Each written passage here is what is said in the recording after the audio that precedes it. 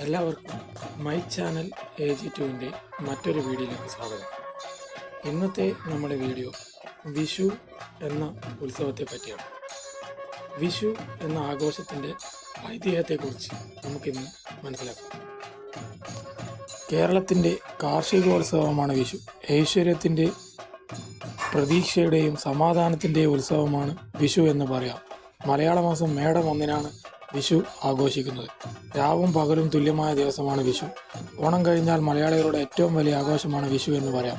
അടുത്തൊരു കൊല്ലത്തെ ഫലത്തെക്കുറിച്ചും ഇക്കാലയളവിൽ ജനങ്ങൾ ചിന്തിക്കുന്നു. വിഷുഫലം എന്നാണ് ഇതിന് പറയുക. വിഷുക്കണി ഒരുക്കുക, കണി കാണുക, കൈനീട്ടം വാങ്ങുക, പുതുവസ്ത്രങ്ങൾ ധരിക്കുക, കുടുംബാംഗങ്ങൾ ഒന്നിച്ചിരുന്ന് വിഷു സദ്യ കഴിക്കുക തുടങ്ങിയവയാണ് വിഷുവിൻ്റെ പ്രധാന ചടങ്ങുകൾ.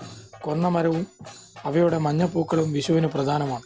കേരളത്തിൽ മാത്രമല്ല, അയൽ സംസ്ഥാനങ്ങൾ, അതിർത്തിയോട് ചേർന്ന് കിടക്കുന്ന പ്രദേശങ്ങളിലും വിഷു ആഘോഷിക്കാറുണ്ട്. ഇന്ത്യയിലെ മിക്ക സംസ്ഥാനങ്ങളിലും സമാനമായ ആഘോഷങ്ങളുണ്ട്. അവയെല്ലാം ഭാരതത്തിൽ മുൻപ് നിലനിന്നിരുന്ന പഞ്ചാംഗം പ്രകാരമുള്ള വർഷാരംഭത്തിൻ്റെ ആഘോഷമാണ്.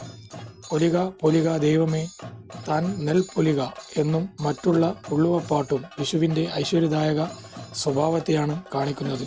വിഷുവിന് ചെയ്യുന്ന കാര്യങ്ങളുടെ ഫലങ്ങൾ അടുത്ത ഒരു കൊല്ലക്കാലം നിലനിൽക്കുന്നു എന്നാണ് വിശ്വാസം. കേരളത്തിൽ ശ്രീകൃഷ്ണൻ്റെ ആരാധനയുമായി ബന്ധപ്പെട്ട് വിഷുവിന് പ്രത്യേക പ്രാധാന്യമുണ്ട്. ഗുരുവായൂർ ശ്രീകൃഷ്ണ ക്ഷേത്രം പോലെയുള്ള പ്രധാന ക്ഷേത്രങ്ങളിൽ മേടവിഷു വളരെ പ്രാധാന്യത്തോടെ ആഘോഷിക്കാറുണ്ട്. ഇവിടങ്ങളിൽ വിഷു ദർശനത്തിന് ആയിരക്കണക്കിന് ആളുകൾ എത്തിച്ചേരുന്നു. ശബരിമല ധർമ്മശാസ്ത്ര ക്ഷേത്രത്തിലും ഈ ദിവസം പ്രത്യേക പൂജകളുണ്ട്. വിഷുദിനത്തിൽ കേരളത്തിലെ വിഷുവുമായി ഏറെ സമാനതകളുള്ള ബിസു പർബ എന്നൊരു ഉത്സവം തുളുനാട്ടിൽ ആഘോഷിക്കാറുണ്ട്. ഓണം കഴിഞ്ഞാൽ കേരളീയരുടെ പ്രധാന ആഘോഷമാണ് വിഷു.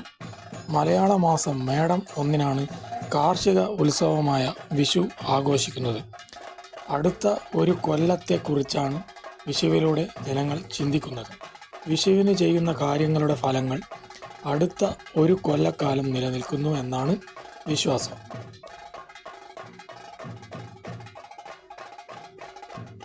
വിഷു എന്നാൽ തുല്യമായത് എന്നാണ് അർത്ഥം. അതായത് രാത്രിയും പകലും തുല്യമായ ദിവസം. മേടം 1-ന് മേടവിഷുവും തുലാം 1-ന് തുലാവിഷുവും ഉണ്ട്.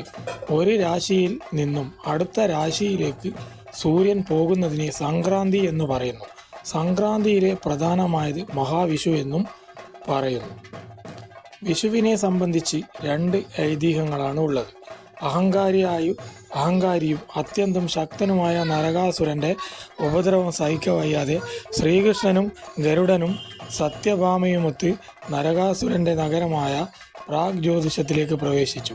ശ്രീകൃഷ്ണനും സത്യഭാമയും ഗരുഡനും അസുരന്മാരോട് യുദ്ധം ചെയ്തു. യുദ്ധത്തിൽ നരകാസുരൻ മുരൻ, താമ്രാൻ, അന്തരീക്ഷൻ, ശ്രവണൻ, വാസു, വിഭാസു, നവാസ്വൻ, അരുണൻ ആദിയായ അസുരപ്രമുഖരെയെല്ലാം അവർ നിഗ്രഹിച്ചു. ശ്രീകൃഷ്ണൻ അസുരശക്തിക്കുമേൽ നേടിയ വിജയം വസന്തകാല ആരംഭത്തോടെയാണ്. ഈ ദിനമാണ് വിഷുവെന്ന് അറിയപ്പെടുന്നത്. മറ്റൊന്ന്, രാക്ഷസ രാജാവായ രാവണൻ ലങ്ക ഭരിക്കുന്ന കാലത്ത് സൂര്യനെ നേരെ ഉദിക്കാൻ അനുവദിച്ചിരുന്നില്ല. വെയിൽ കൊട്ടാരത്തിൻ്റെ പ്രവേശിച്ചതിനാൽ രാവണന് ഇഷ്ടമായില്ല എന്നതാണ് ഇതിന് കാരണം. ശ്രീരാമൻ രാവണനെ നിഗ്രഹത്തിന് ശേഷമേ സൂര്യൻ നേരെ ഉദിച്ചുള്ളൂ. ഈ സംഭവത്തിൽ ജനങ്ങൾക്കുള്ള ആഹ്ലാദം പ്രകടിപ്പിക്കുന്നതിനാണ് വിഷു ആഘോഷിക്കുന്നത്. വിഷുവിന് തലേ ദിവസം വീട് വൃത്തിയാക്കി ചപ്പുചവറുകൾ കത്തിക്കുന്നത് രാവണവധത്തിന് ശേഷം നടന്ന ലങ്കാദഹനത്തെ സൂചിപ്പിക്കുന്നു. വിഷു എന്ന ആഘോഷത്തെ ഓർക്കുമ്പോൾ മനസ്സിലേക്ക് ആദ്യം എത്തുന്നത് വിഷുക്കണിയാണ്. കുടുംബത്തിലെ മുതിർന്ന സ്ത്രീകൾക്കാണ് വിഷുക്കണി ഒരുക്കാനും അത് കണി കാണിക്കാനുമുള്ള ചുമതല. ഓട്ടുരുളിയിലാണ് വിഷുക്കണി ഒരുക്കുന്നത്.